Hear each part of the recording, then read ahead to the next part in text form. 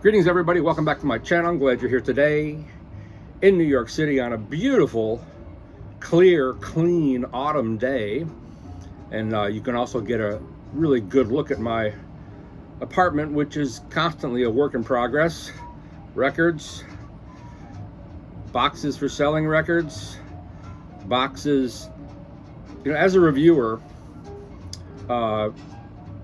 such as myself or Herb Reichert or Michael Trey or Jason Serenius or Jim Austin, we have shit tons of boxes, because not only do you have the boxes for your own gear, you have the boxes for all the gear you're holding on to review other gear against.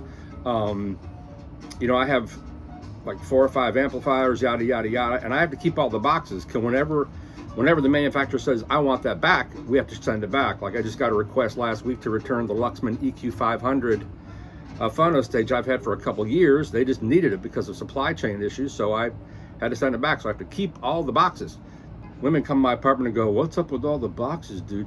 But I wanted to talk a little bit about upcoming reviews I have of just a slew of new reissues, starting with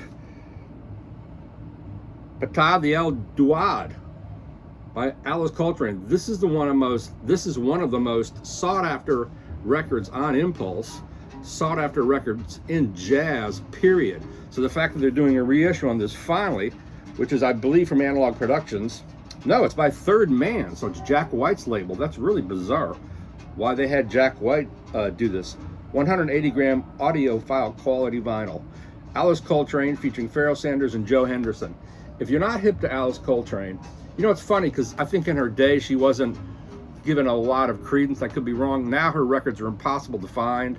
This, a Monastic Trio, all the ones on Impulse are just incredible records. The essence of what people think of when they talk about spiritual jazz is Alice Coltrane. She kept the flame of John Coltrane alive and went in a different direction.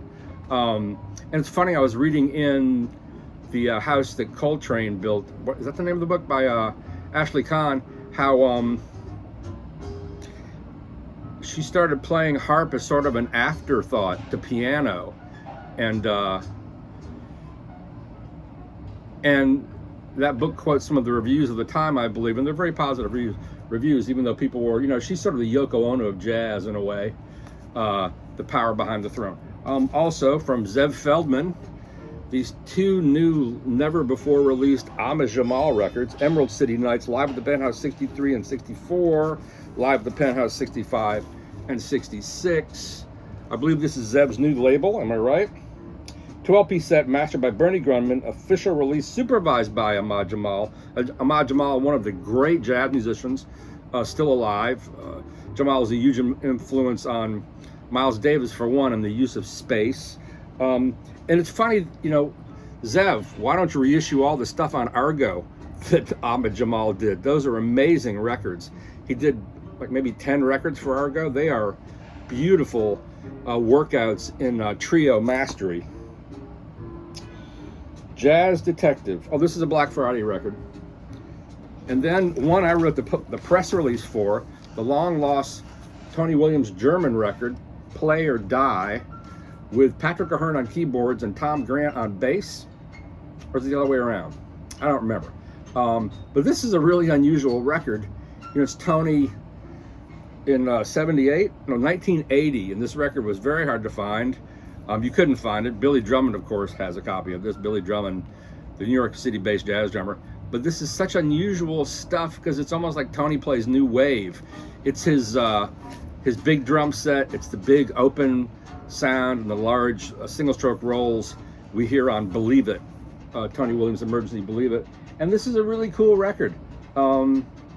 I'd say for Tony Williams fans, this is an essential record. You know, it's him playing in a trio format that is not the great jazz trio, or, you know, it's playing with 2 more contemporary cats of the day. So in a way, it's a different Tony Williams. So that's cool. And Tim Plumley, my friend at Universal Music, sent me all of these. He's the publicist for Universal that sends out all the cool jazz stuff. And they're issuing Roy Brooks' Beat. I think after the popularity of the Roy Brooks 3-fer, I believe it was, on Record Store Day, which got amazing reviews, kind of reframed Roy Brooks as a power in the jazz drumming world that no one knew he was. They reissued this This is a very hard record to find. I've only seen this a handful of times at the Jazz Record Center through the years. Another Verve Universal recording. Reissue mastering, Ryan Smith Sterling Sound. Supervisor Ken Drucker. Ken Drucker also did the Coltrane record of a few years ago. But they don't stay here, whether it's from tape or not. And to be honest, at Verve, you can never really be sure. I interviewed Kevin Reeves once, one of the engineers, mastering engineers for Verve, and he said they did like those early titles that Verve did, Verve Vital Vinyl, were from files, but they sounded fantastic. And then we have Louis Armstrong, Christmas record, Wishes You a Cool Yule. This looks really cool. I don't know this record at all, but anything by Louis Armstrong, the originator of jazz, arguably. And then Steve Holtze, my brother from ESP, brought me these two ESP reissues. Frank Wright Trio, Henry Grimes, Tom Price, and Frank Wright on tenor sax. I said, what does this sound like, Steve? And Steve's like, well, you know, after you hear this, you'll think that Albert Ayler was playing easy listening. I didn't quite hear that. I thought this guy was really cogent and really enjoyable. Definitely out. Henry Grimes on bass, Tom Price on drums, but very enjoyable, but definitely free. You know, Albert Ayler is such a special musician. Even though he played free, he was so organic and so earthy. And just, you know, Albert Ayler is a really special case. And then another, what is this? Oh, fuck.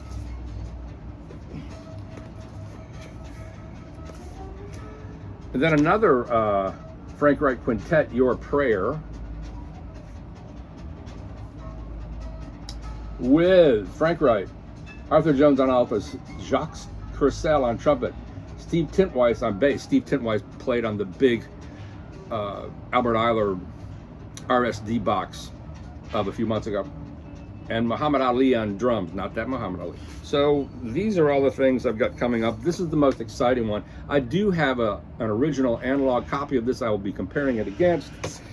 And if somebody said once, I know what you always say the same thing, that the new reissues have more bass, but you don't like the treble. That's not true at all. I think when I've reviewed all the Blue Note things, each one is a case by case by case basis. And a perfect example of that is the Blue Train reissue they just did. To me, the mono sounded fantastic. The stereo sounded great too.